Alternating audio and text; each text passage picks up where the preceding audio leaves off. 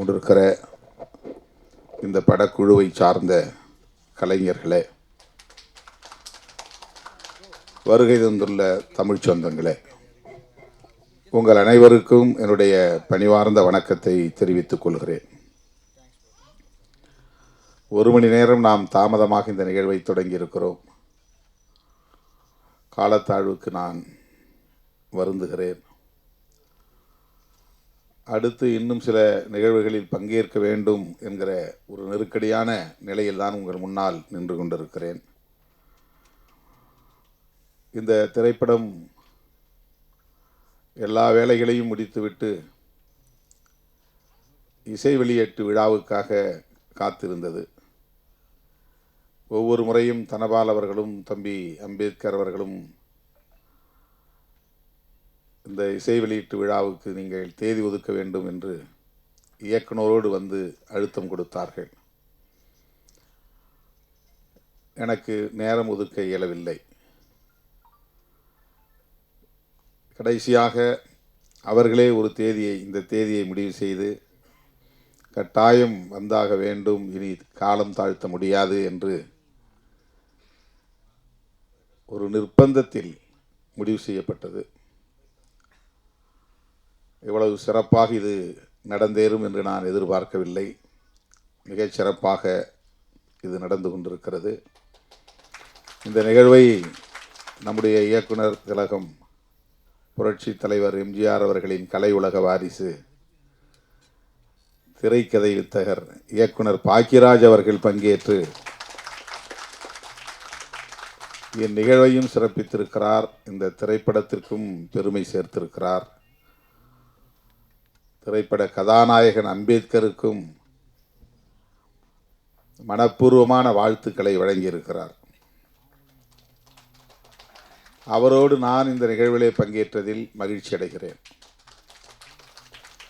தீபா அவர்கள் சொன்னதைப் போல நாம் எல்லோரும் 70களில் 80களில் அவருடைய திரைப்படங்களை பார்ப்பதற்கு, அவருடைய திரைக்கதை அமைப்பை கண்டு வியப்பதற்கு, அவருடைய உரையாடல்களை ரசிப்பதற்கு போட்டி போட்டுக்கொண்டு திரையரங்குகளுக்கு ஓடிய காலம் அந்த காலம்.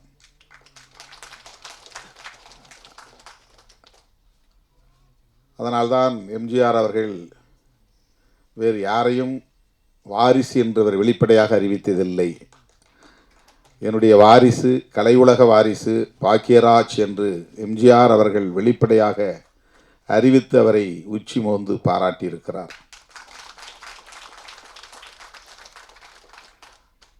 அவருடைய வாழ்த்துக்களையும் பாராட்டுக்களையும் பெறுவதற்கு தமிழ் மக்களின் பேராதரவு மிக முக்கியமான காரணம். அந்த அளவுக்கு தமிழ் மக்களின் நெஞ்சத்தை அள்ளியவர் நம்முடைய இயக்குனர் பாக்கியராஜ் அவர்கள்.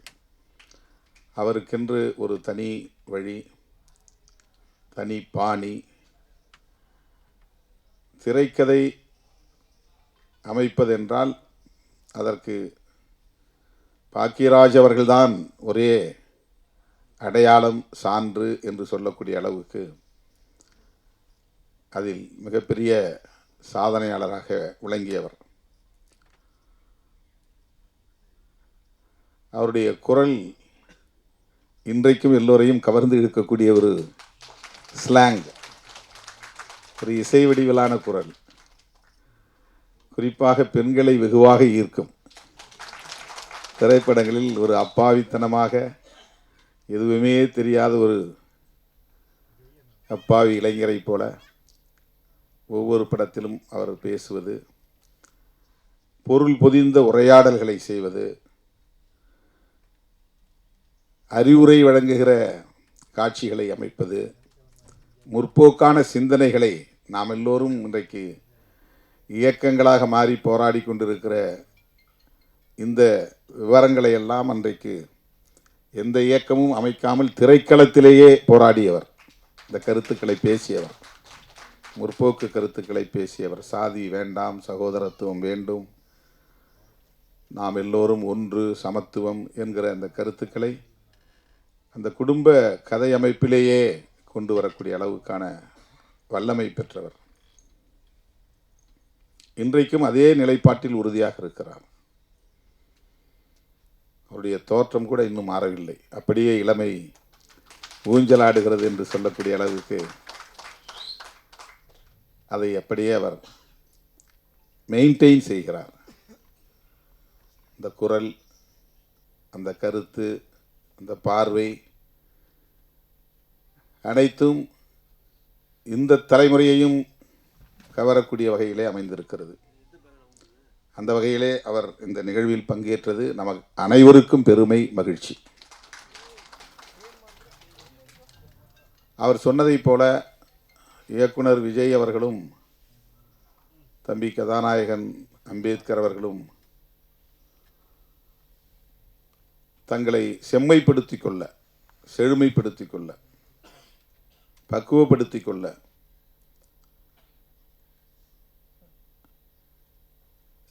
தங்களுடைய களத்தில் முன்னோர் யாரோ, சாதித்தவர்கள் யாரோ அவர்களை பின்பற்ற வேண்டும். அப்போதுதான் இந்த களத்திலே வெற்றி பெற முடியும்.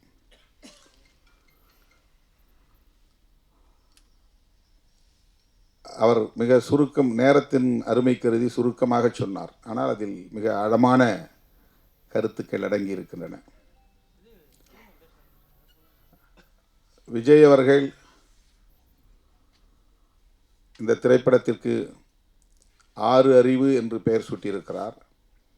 அதற்கான விளக்கத்தை அவர் நமக்கு முழுதாக வழங்கவில்லை.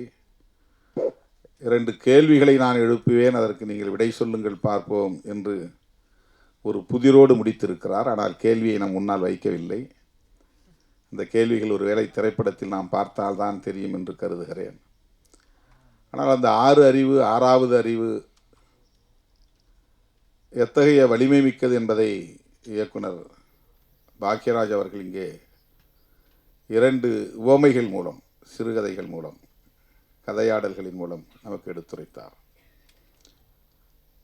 அது எவ்வளவு பேர் கவனித்தீர்கள் என்று நான் கருதவில்லை, தெரியவில்லை. என்னுடைய எதிர்காலத்தையே உடைத்து விட்டேன் என்று ஒருவன் சொல்லுகிறான்.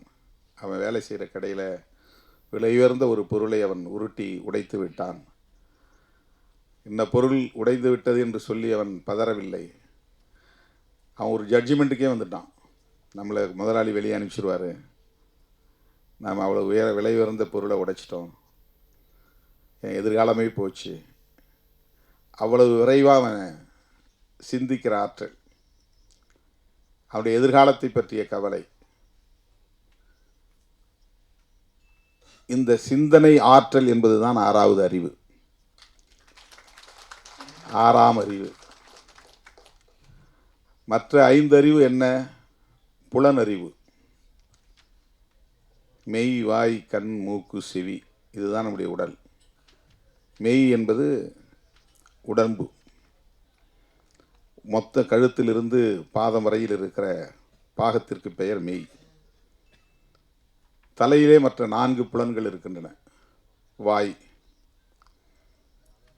கண், மூக்கு, செவி. இந்த 4 புலன்களும் தலையில் உள்ளன.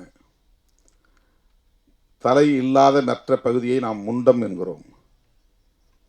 அது ஒட்டுமொத்தமாக மெய் என்று, உடம்பு என்று அழைக்கப்படுகிறது.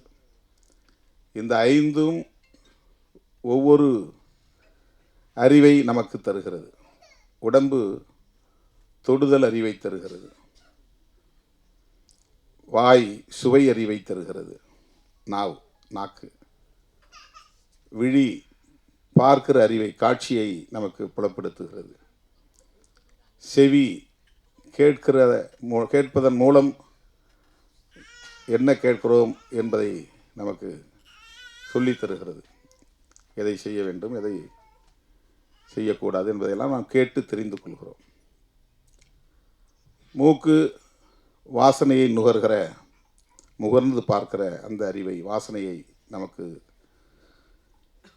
கற்றுத்தருகிறது. இப்படி இது புலனறிவு. இந்த புலனறிவுகள் 5ம் தொகுக்க பெற்று அதிலிருந்து கற்றுக்கொள்ளுகிற அறிவு தான் ஆறாவது அறிவு. புலனறிவு உணர்ச்சி வயப்படும். ஆறாவது அறிவு பக்குவத்தை தரும். புலனறிவு ஐந்தும் உணர்ச்சிகளோடு தொடர்புடையது. நம்ம ஆத்திரப்படுறோம் ஒரு விஷயத்தை கேட்ட உடனே, உன்னை பற்றி இப்படி சொன்னான் அப்படின்னு சொன்ன உடனே டென்ஷன். அவன் சொன்னது உண்மையா பொய்யா, இவன் இவனே இட்டுக்கட்டி பேசுகிறானா, இவனுக்கு ஒரு நோக்கம் இருக்கா, அப்படி சொல்லியிருக்க வாய்ப்பு இருக்கா, அவன் அது மாதிரியான ஆடுதானா அப்படின்லாம் நம்ம பார்க்க மாட்டோம். காது கேட்ட உடனே ஆத்திரம் வந்துடும். அது எமோஷன். ஆத்திரமும் ஒரு எமோஷன் தான். விஜய் சொன்னது மாதிரி அன்பு ஒரு எமோஷன்னா ஆத்திரமும் ஒரு எமோஷன் தான், ஆங்கர். புலன் உணர்வு என்பது அப்படியே வெளிப்படுவது, உடனடியாக எதிர்வினையாற்றுவது. இந்த புலன் உணர்வுகளை, புலன் அறிவை உள்வாங்கிக் கொண்டு அதில் எது சரி, எது தவறு, எது உண்மை, எது பொய், எது நல்லது, எது கெட்டது, எது இப்போதைக்கு வெளிப்படுத்த வேண்டியது, எது எப்போது வெளிப்படுத்தப்பட வேண்டியது, எதை எப்படி வெளிப்படுத்துவது, எதை யார் முன்னால் வெளிப்படுத்துவது, எதை மறைத்து வைக்க வேண்டும், எதை மறைக்காமல் சொல்ல வேண்டும் என்பனவற்றையெல்லாம் உணர்ந்து தொகுத்து வடிகட்டி அதன் அடிப்படையில் வெளிப்படுத்துகிற ஒரு அறிவு தான் ஆறாவது அறிவு. ஆறு அறிவு. என் சாதி பொண்ணு இன்னொரு சாதிக்காரன் விரும்புகிறான், சாதி கலப்பு ஏற்பட்டால் என்ன ஆகிறது, என் தகுதி என்ன அவன் தகுதி என்ன அப்படின்ன உடனே அவனுக்கு ஆத்திரம். அவனுக்கு எந்த தகுதியும் இல்லை, அவனை அழித்தொழிக்கணும், அவனை வெட்டி சாய்க்கணும். இல்லைன்னா எனக்கு அது குடும்ப கௌரவம் போயிடும், சாதி கௌரவம் போயிடும். இந்த உணர்ச்சி மட்டுமே திணிக்கப்பட்ட நிலையில் அதில் மட்டுமே இருக்கிறவன் பின் விளைவுகளை பற்றி கவலைப்படுறதில்லை. இப்படி ஒரு கொலை நடந்தால் அதுக்கு பிறகு சட்டம் வரும், காவல்துறை வரும், கைது செய்வார்கள், சிறைக்கு போக வேண்டி வரும், ஆயுள் தண்டனையே கிடைக்கலாம் அல்லது மரண தண்டனையே கிடைக்கலாம். நம்முடைய குடும்பம் சிதறி போகும், நம்முடைய மனைவி நடுத்தருவிலே நிற்பாள், நம்முடைய பிள்ளைகள் நடுத்தருவிலே நிற்பார்கள், அவர்களை கவனிக்க ஆள் இல்லாமல் போய்விடுவார்கள், நம்முடைய ஒட்டுமொத்த குடும்பமே சிதறி போகுமே என்றெல்லாம் சிந்திக்க அவனுக்கு இடம் தராது.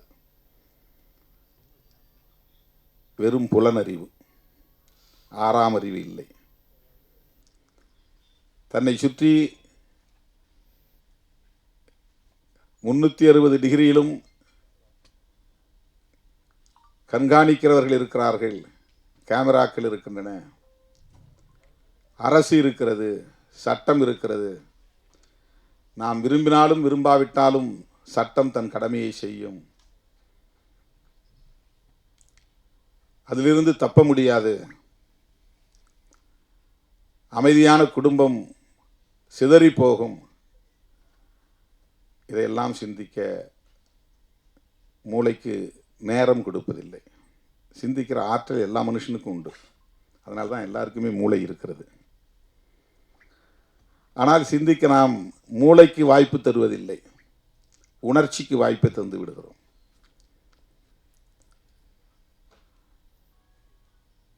விலங்கினங்களிலிருந்து மனிதன் வேறுபடுவது இந்த ஆறாம் அறிவின் மூலம்தான். இதையெல்லாம் யோசித்து பார்க்கிறவன், சிந்தித்து பார்க்கிறவன் முதிர்ச்சி அடைகிறான், பக்குவம் அடைகிறான்,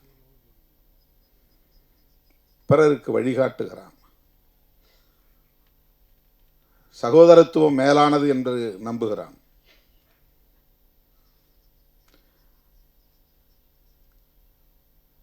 ஜாதி ஜாதி ஜாதி என்பது நாம் பிறப்பதற்கு முன்பிருந்தே விவாதிக்கப்படுகிற ஒன்றாக இருக்கிறது. உலகத்தில் வேறு எந்த நாட்டிலும் இந்த சமூக கட்டமைப்பு இல்லை. எந்த மதத்திலும் இந்த வடிவமைப்பு இல்லை. சாதி அடிப்படையில் உறவுகளை தீர்மானிப்பது, மன வாழ்க்கையை தீர்மானிப்பது என்கிற ஒரு வாழ்வியல் உலகத்தில் வேறு எந்த சமூகத்திலும் இல்லை. தமிழனாகவும் வேணால் ஒன்று சேர முடியவில்லை, இந்தியனாகவும் வேணால் ஒன்று சேர முடியவில்லை, பாட்டாளியாகவும் வேணால் ஒன்று சேர முடியவில்லை. ஒரே சாதிக்குள் ஒரு சகோதரத்துவமும் மலர்வதற்கு வாய்ப்பில்லை என்கிற நிலையை எது ஏற்படுத்தி இருக்கிறது என்றால் சாதிதான்.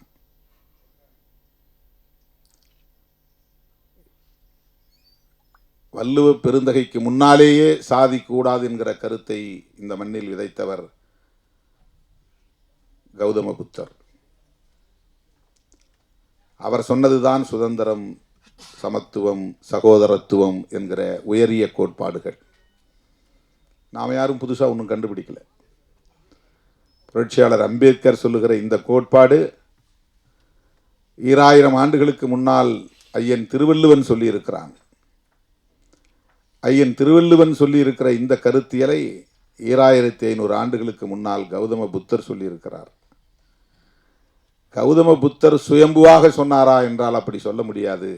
அவருக்கு முன்னால் அவருடைய முன்னோர் இதை பேசியிருக்கிறார்கள், சொல்லியிருக்கிறார்கள் என்பதுதான் நாம் உணர வேண்டிய உண்மை. இப்படித்தான் அறிவு வளர்ச்சி என்பது உருவாகி இருக்கிறது, பரிணாமம் அடைந்திருக்கிறது.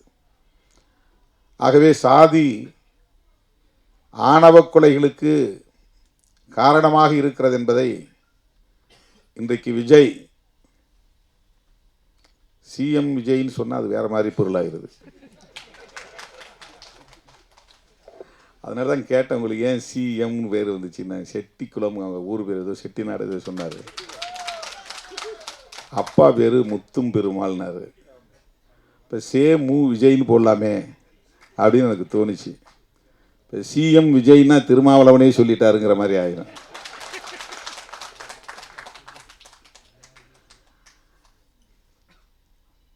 இப்போ அவர் இன்னைக்கு ஆணவ கொலையை பற்றி பேசுகிறாருன்னா, இதுக்கு முன்னால் யாருமே பேசலையான்னா எல்லாம் பேசியிருக்கிறாங்க. நம்முடைய இயக்குனர் அண்ணன் பாக்கியராஜ் அவர்கள் படங்களில் ஏராளமாக இந்த சாதி பிரச்சனைகள் விவாதிக்கப்பட்டு இருக்கிறது. அவர் படங்களை திருப்பி போட்டு பாருங்க. அவர் கதையில் அண்ணன் எடுத்தோடனே முருங்கைக்காயினார். அவருக்கு மனசில் நிற்கிறது முருங்கைக்காய் தான்.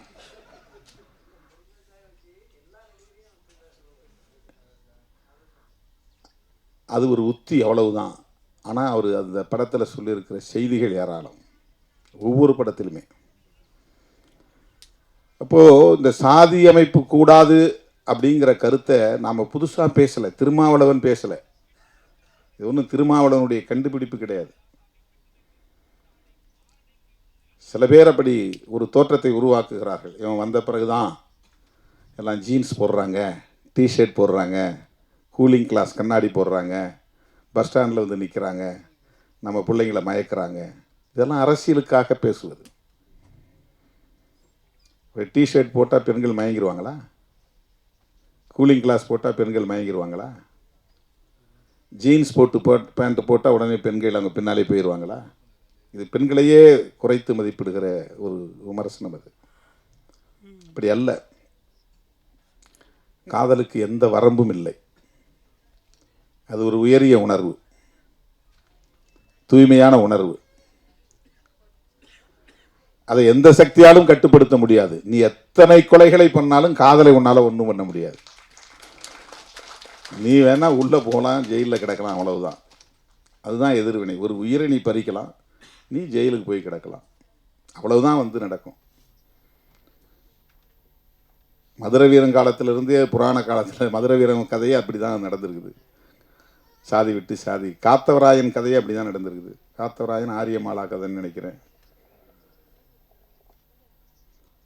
நிறைய கதைகள் அப்படி இருக்குது. நிறைய குலதெய்வ கதைகளை போனீங்கன்னா நிறைய சாதி விட்டு சாதி திருமணம் செஞ்சு அதனால் படுகொலை செய்யப்பட்டு அப்படி கொல்லப்பட்டவர்களையே அம்மனா வழிபடுறாங்க, இல்லைன்னா ஐயனா வழிபடுறாங்க. ஐயனார், ஐயன், இதுதான் குலதெய்வங்கள். குலதெய்வங்கள்ங்கிறது சிவன் மகாவிஷ்ணு மாதிரியான கதைகளை கொண்டது கிடையாது. நம்மோடு வாழ்ந்தவர்கள் மடிந்திருப்பார்கள். அவர்கள் நமக்கு முன்னோர்களாக பாதுகாவலர்களாக இருந்திருப்பார்கள். அவர்கள் அந்த நமக்காக நம்முடைய குலத்தை காப்பதற்காக ஆயுதம் ஏந்தி இருப்பார்கள், வெட்டுப்பட்டு இருப்பார்கள், களத்திலே பலியாகி இருப்பார்கள். அவர்களை நினைவுகூர்ந்து நடுகள் நட்டு அவர்களை வழிபாடு செய்கிற ஒரு முறைதான் குலதெய்வ முறை வழிபாட்டு முறையாக மாறி இருக்கிறது. அப்படி நிறைய தரவுகள் உண்டு. இப்போ நாமெல்லாம் பெருந்தெய்வங்களை கும்புற வழக்கம் நமக்கு கிடையாது. ஊருக்கெலாம் போனால் முனியாண்டி, கருப்புசாமி, மாயவன், இப்படி தான் சாமி. இதெல்லாம் யாருன்னா நம்முடைய முன்னோர். அவங்களுக்கு இருந்த பேர்.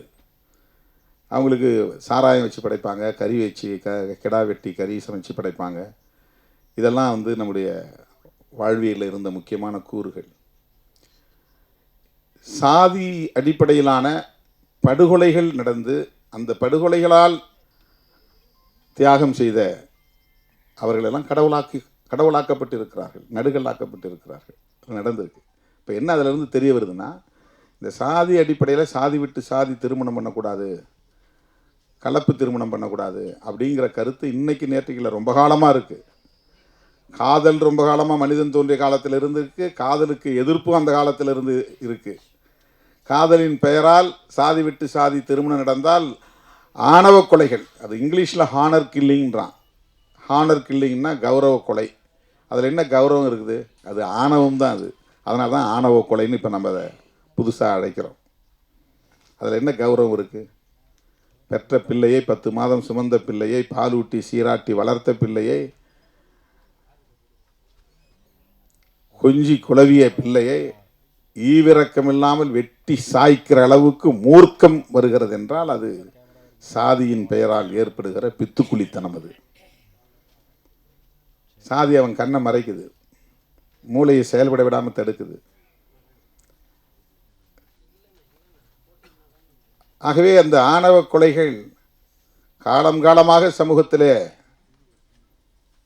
இருந்து கொண்டே இருப்பதை நாம் பார்க்கிறோம். அதை அவ்வப்போது பலர் கண்டித்திருக்கிறார்கள், அதை எதிர்த்திருக்கிறார்கள், போராடி இருக்கிறார்கள். அந்த வரிசையில் தான் நம்ம பெரியாரையும் அம்பேத்கரையும் பார்க்கிறோம். இது எப்போ தான் தீர்வு வரும்? இதுக்கெல்லாம் ஒரு குறிப்பிட்ட காலக்கெடு நம்ம சொல்ல முடியாது, ஒரு டியூரேஷன் சொல்ல முடியாது. பசிக்குது, சோறாக்கணும் அப்படின்னா 1/2 ஹவரில் சமைச்சிடலாம், ஒரு டைம் சொல்லணும். 1/2 ஹவரில் உட்காருங்க, நான் சமைச்சு கொடுத்துட்றேன் அப்படின்னு டைம் சொல்ல முடியும், ஒரு கெடு சொல்ல முடியும். நான் இங்கேருந்து டெல்லிக்கு போகணும், அவங்க யாரோ ஒருத்தரை பார்க்கணும் அப்படின்னா அதுக்கு என்ன டைம்? ட்ரெயினில் போனால் இத்தனை மணி நேரம் ஆகும், 24 மணி நேரம் ஆகும். ஃப்ளைட்டில் போனால் 2.25 மணி நேரம் ஆகும், ஒரு டைம் சொல்லிடலாம். சாதி பிரச்சனைகளுக்கு தீர்வு காண்பதற்கு ஒரு டைம் லைன் சொல்ல முடியாது, ஒரு டைம் ஃப்ரேம் சொல்ல முடியாது, காலக்கெடு சொல்ல முடியாது. புத்தர் தோன்றினார், இட்டார் பெரியோர் இடாதார் இழிகுலத்தோர் என்று 2 சாதி தான் இருக்கிறது, சாதிகள் 2 ஒழிய வேறில்லை என்று சொன்ன அவ்வை பாட்டி சொன்னார். ஆண் சாதி பெண் சாதி ஆக 2 சாதி, வீண் சாதி மற்ற எல்லாம் என்ற சித்தர்கள் சொன்னார்கள். சாதி வேற ஒன்றும் இல்லைப்பா, சாதி ஆண் சாதி பெண் சாதி அவ்வளவுதான், மற்றதெல்லாம் வீண். பிறப்புக்கும் எல்லா உயிர்க்கும் ஐயன் திருவள்ளுவன் சொன்னான். எல்லாம் பிறக்கலாம், ஒரே மாதிரி தான் பிறக்கிறோம். பிறக்கிறது என்ன பெரிய வேறுபாடு இருக்குது? உயர்ந்தவன் வேறு மாதிரி பிறக்கிறான், தாழ்ந்தவன் வேறு மாதிரி பிறக்கிறானா? இல்லை. ஆணும் பெண்ணும் இணைந்து கரு உற்பத்தியாகி 10 மாதம் கற்ப பையிலே வளர்ந்து, கருவறையிலே வளர்ந்து, அதன் பிறகு அவன் குழந்தையாக பிரசவம் ஆகிறான். அவ்வளவுதான். இதுதான் எல்லா உயிரினங்களுக்கும், மனிதனுக்கு. பரப்புக்கும் எல்லா உயிர்க்கும் ஐயன் திருவள்ளுவன் சொன்னார். அந்த வரிசை ஒட்டித்தான் மகாத்மா பூலே, கேரளாவிலே நாராயணகுரு, ஏன் பல மதங்கள் பல சாதிகள், எல்லா மதமும் ஒன்று தான், எல்லா சாதியும் ஒன்று தான் சொன்னவர் நாராயணகுரு. சாமித்தோப்பு அடிகளார் ஐயா ஆல பிரஜாபதி அடிகளார் அவருடைய முப்பாட்டனுக்கு முப்பாட்டன் அவர் தான் வைகுண்டர். 150 வருஷங்களுக்கு முன்னால் ஏதரா சாதி, எங்கே சாதி இருக்குன்னு அவர் ஒரு கிணறை தோண்டி, 10 சமத்துவ கிணறுன்னு ஒரு கிணறை தோண்டி 18 கிராமங்களில் இருந்த மக்கள் எல்லா சாதியும் ஒரே இடத்துல வந்து உட்கார சொல்லி அதில் வாளியில் தண்ணி அள்ளி எல்லாம் ஒரே இடத்துல குளிச்சிருக்கிறாங்க. அந்த தண்ணியை அள்ளி ஒரே வாளியில் தண்ணி எடுத்து குடிச்சிருக்கிறாங்க. குடிக்க வச்சவர் யாருன்னா வைகுண்டர். பிறப்பால எவனும் உயர்ந்தவன் இல்லை, தாழ்ந்தவன் இல்லை. நான் வந்து திருமாவளவன் சொல்கிறேன்னு நினச்சிட்டு இருக்கிறான். வைகுண்டர் சொன்னார். வைகுண்டரை உங்களால் எதிர்க்க முடியுமா? வைகுண்டர் சொன்னது தான் நான் சொல்கிறேன். நாராயணகுரு சொன்னது தான் நம்ம பேசுகிறோம். அவ்வளவுதான். நம்ம புதுசாக ஒன்றும் கண்டுபிடிக்கல, எதையும் பேசலை. அவங்களுக்கு பின்னால் தோன்றியவர்கள் தான் பெரியார், அம்பேத்கர்லாம். இவங்களுக்கு மூத்தவர் வந்து வைகுண்டர், சமகாலத்தவர் ஐயா நாராயணகுரு, அதே காலத்து தலைவர் பசவண்ணா, அவரும் 150 வருஷத்துக்கு முன்னால், 200 வருஷத்துக்கு முன்னால் நினைக்கிறேன், 12ஆம் நூற்றாண்டு. அவர் கிட்டத்தட்ட 800 வருஷத்துக்கு முன்னால். அவர் சாதி பிறப்பின் அடிப்படையில் சாதி இல்லைன்னு எதிர்த்து போரிட்டவர் தான். இன்றைக்கி அவரை பின்பற்றவங்க சாதியை கடைபிடிக்கிறாங்க, அது வேறு விஷயம். ரொம்ப அருமையாக ஒரு விஷயத்தை சொன்னார். புத்தர், நபிகள் நாயகம், இயேசு பெருமான், இந்த 3 மாமனிதர்களும் மனிதநேயமே உலகின் தலை சிறந்த கொள்கை என்று தான் சொல்லியிருக்கிறார்கள். ஆனால் அவரை பின்பற்ற தான் உலகத்தில் எல்லா நாடுகளிலும் இருக்கிறான். எல்லாம் கத்தியை தூக்கிட்டு நிற்கிறான், அருவாளை தூக்கிட்டு நிற்கிறான். அதுதான் வீரம் சொல்கிறான். பௌத்தத்தை ஏற்றுக்கொண்டவனும் வன்முறையில் ஈடுபடுகிறான், படுகொலையில் ஈடுபடுகிறான். அதுக்கு சிங்களமே ஒரு சாட்சி. ஈழத்தமிழர்களை படுகொலை செய்யக்கூடிய அத்தனை பேரும் பௌத்தர்கள் தான். அவன் உண்மையிலேயே பௌத்தத்தை உள்வாங்கி இருந்தான்னா மனிதநேயம் தான் அவன்கிட்ட மேலோங்கி இருக்கும். தமிழர்களை அவன் கொல்ல மாட்டான். நீ தனியாக வாழணும்னு நினைக்கிறியா, வாழ்ந்துட்டு போ. உனக்கு ஒரு நாடு வேணுமா, வச்சுக்கோ சொல்லிட்டு போயிருப்பான். ஒன்றாகாது. நம்ம எல்லாம் சகோதரர்களாக வாழ்வோம். ஆனால் அவன் பௌத்தத்தை உள்வாங்கினானே தவிர புத்தர் சொன்னதை பின்பற்றவில்லை. ஒரு கன்னத்தில் அடித்தால் மறு கன்னத்தை காட்டு, எவனையும் நீ வன்முறைக்கு போகாதே, வன்முறையில் ஈடுபடாதே என்று சொன்னார் இயேசு பெருமான். ஆனால் கிறிஸ்தவ நாடுகள், பல நாடுகளில் எவ்வளவு சிலுவை போர், எவ்வளோ பெரிய யுத்தங்கள்லாம் நடந்திருக்குது, எவ்வளவு லட்சக்கணக்கான மக்கள் கொல்லப்பட்டு இருக்கிறார்கள் இயேசுவின் பெயரால். நபிகள் நாயகம் அவர் சொன்னது மனிதநேயம்தான். உலகின் தலை சிறந்த கொள்கை மனிதநேயம். நாம் யாரும் அதை பின்பற்றதில்லை. சுதந்திரம், சகோதரத்துவம், சமத்துவம், இதுதான் மதம் சொன்ன உண்மையான கோட்பாடுகள். இதுதான்.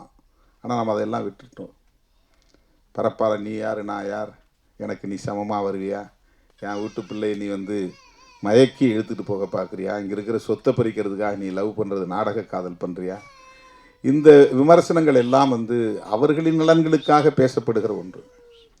அது காதல் என்கிற உணர்வுகளை கொச்சைப்படுத்துகிற ஒரு முயற்சி. அதை ஒரு கருப்பொருளாக கொண்டு ஆணவ கொலையை தடுக்க வேண்டும் என்கிற அடிப்படையில் படம் இன்னும் நம்ம முழுமையாக பார்க்கல. கதையை அப்பப்போ லேசாக 1-2 வரியை சொன்னார். நான் கூட விஜய்கிட்ட சொன்னேன். அதான் சிஎம் விஜய் தான். விஜய்கிட்ட சொன்னேன், கொஞ்சம் சுருக்கமாக கதையை சொல்லுங்கள் மேடையில் அப்படின்னேன். கதையை சொல்லிட்டா நீங்கள் யாரும் போய் பார்க்க மாட்டீங்கன்றதுனால அவர் புதிர் போட்டு 2 கேள்வி எழுப்புவேன், நீங்கள் பதில் சொல்லணும்னு சொல்லியிருக்கிறாரு. புரட்சிகரமான சிந்தனைகள், முற்போக்கான சிந்தனைகள், ஜனநாயகபூர்வமான சிந்தனைகள் எல்லா தளங்களிலும் வளர வேண்டும், திரைத்துறை உட்பட. இப்போ நிறைய பேர் இதுக்குள்ளேயும் சாதி பெருமை பேச வர கிளம்பிட்டாங்க. நாங்கள் ஆண்ட சாதி, அந்த வம்சம், இந்த வம்சம், அதிலிருந்து பிறந்தவர்கள், இதிலிருந்து பிறந்தவர்கள், எங்களுக்கென்று ஒரு பெரிய தனி பாரம்பரியம் இருக்கிறது. அடங்கமறு அத்துமீறு கும்பலா என்று கேலி பேசுவது, அதுக்குள்ள அந்த 2 முழக்கங்களுக்கு பின்னால் எவ்வளோ பெரிய அரசியல் இருக்குங்கிறத புரிஞ்சுக்கிட்டா அதை விமர்சிக்கவே முடியாது. அது பாட்டாளி வர்க்க சிந்தனை இருந்தால் தான் அதை புரிஞ்சிக்க முடியும். உழைக்கும் மக்களுடைய நலன்களை பற்றிய அக்கறை இருந்தால்தான் அடங்கமறு அத்துமீறு திமிரி எழு திருப்பி அடி, இது வன்முறைகளை தூண்டுவதல்ல, வன்முறைகளை எதிர்த்து நிற்கிற டிஃபென்சிவ் ஸ்லோகன். அது டிஃபென்சிவ் மோடில் சொல்லக்கூடிய ஒரு தற்காப்பு உத்தி அடிப்படையில் முன்வைக்கப்பட்ட முழக்கம். அது உன்னை அடிச்சுக்கிட்டே இருக்கிறான் அப்படிங்கிறதுனால நீ வந்து அப்படியே ஒடுங்கி போயிடாத, நீ கொஞ்சமாவது எதிர்த்து நின்னாதான். ஒரு கெளுத்தி மீனை நம்ம பிடிச்சா விட அது திமிரி நம்ம கையில் காயப்படுத்துறது. தேளுக்கு கொடுக்கல விஷம் இருக்குது, போய் நீ லேசாக சீன்னா அது கொட்டுது.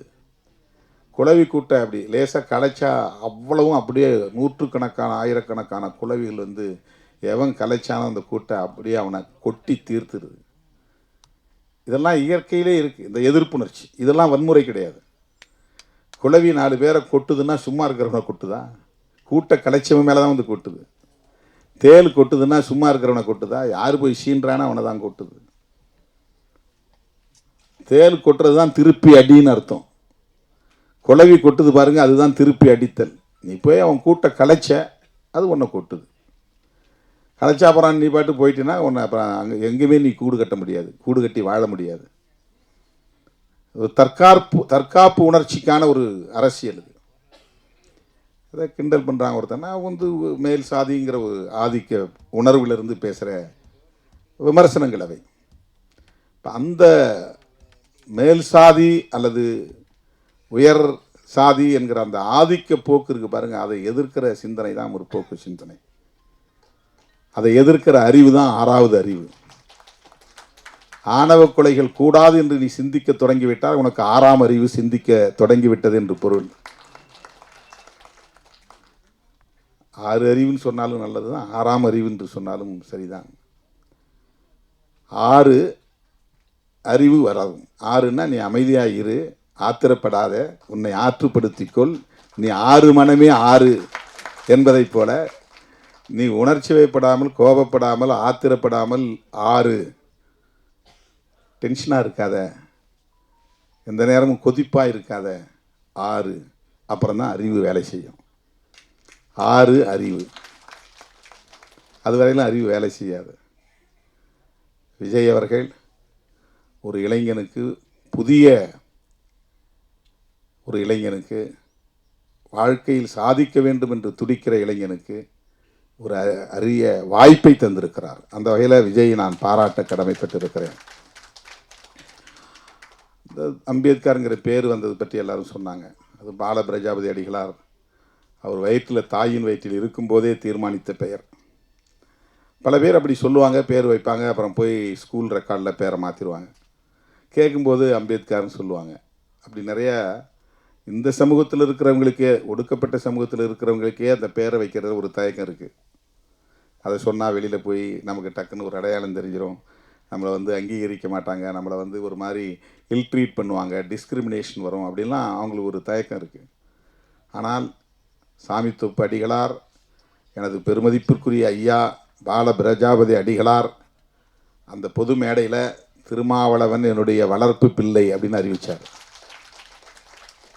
நான் அவரை அடாப்ட் பண்ணுறேன், என்னுடைய தத்து பிள்ளையாக நான் எடுத்துக்கிறேன், என்னுடைய மகன் என் குடும்பத்தில் ஒருவராக நான் எடுத்துக்கிறேன் அப்படின்னு அறிவித்தார். அன்பு தேசம்னு ஒரு கட்சி தொடங்கின நிகழ்ச்சியில் தான் நான் பேசினேன். அவர் உருவாக்கிய கட்சி அன்பு தேசம். அப்போ நான் சொன்னேன், நீங்கள் வந்து இந்த தலித்துகள் வாழக்கூடிய தெருவுக்குள்ளே போனீங்கன்னா இந்திரா காந்தியின் பேர் இருக்கும், கருணாநிதியின் பேர் இருக்கும், எம்ஜிஆர்னே பேர் இருக்கும், காமராஜர்னு ஏகப்பட்ட, எங்கெல்லாம் எல்லா ஊர்லேயும் ஒரு 10 காமராஜ் இருப்பாங்க. காமராஜுங்கிற பேர் இல்லாதவங்களே இருக்க மாட்டாங்க. ஆனால் ஊர் தெருங்கிற இடத்துல எங்கேயாவது ஒரே ஒரு குழந்தைக்காவது அம்பேத்கர்னு பேர் இருக்கா? இப்போ யார் சாதி பார்க்குறா? தலித்துகளாக சாதி பார்க்குறாங்க. அம்பேத்கர் உலகளாவிய பெருந்தலைவர், அறிவார்ந்தவர்கள் எல்லாம் போற்றும் பேரறிவாளர். ஆனால் அவரையும் இன்னைக்கு சாதி அடிப்படையில் பார்க்குற ஒரு பார்வை தானே இன்றைக்கி இருக்குது இந்த சமூகத்தில் அப்படின்னு வலியை, ஆதங்கத்தை நான் வெளிப்படுத்திய போது, இந்த சமூகத்தில் நான் பிறந்த நாடார்குலத்தில் தம்பி திருமாவளவன் சொன்னதைப் போல பிறக்கப் போகிற குழந்தைகளுக்கு நான் அம்பேத்கர் என்று பெயர் சூட்டுவேன் அப்படின்னு உறுதி கொடுத்தார்.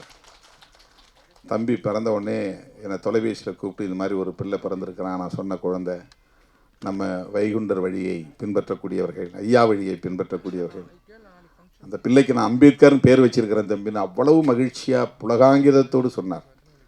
அப்புறம் வர சொல்லி பார்த்தார். பல வருஷங்களுக்கு பிறகு ஒரு ஆளாகி நான் இப்போ காலேஜ் படிக்க வந்திருக்கிறேன்னு வந்து தம்பி என்கிட்ட அறிமுகமானான். அதுக்கிடையில் நான் சந்திக்கிற வாய்ப்பே எனக்கு கிடைக்கல. ஐயா நம்முடைய தனபால் அவங்க அப்பாவும் அவங்க அம்மாவும் அழைச்சிட்டு வந்து, தம்பி யார் தெரியுதா, இவர் தான் அம்பேத்கர் அப்படின்னு எனக்கு அறிமுகப்படுத்தினாங்க. எனக்கு வந்து அப்படியே எப்படி சொல்கிறதுன்னு தெரியல, உடம்பெல்லாம் அப்படி சிலிர்த்தது. அதே பெயரோடு திரைக்களத்திலும் அடியெடுத்து வைத்திருக்கிறார் தம்பி அம்பேத்கர் என்பது எனக்கு பூரிப்பாக இருக்கிறது. திரைப்படத்துக்காக நான் வேறு பேரை வச்சுக்கிறேன் அப்படின்னு வச்சுக்கல.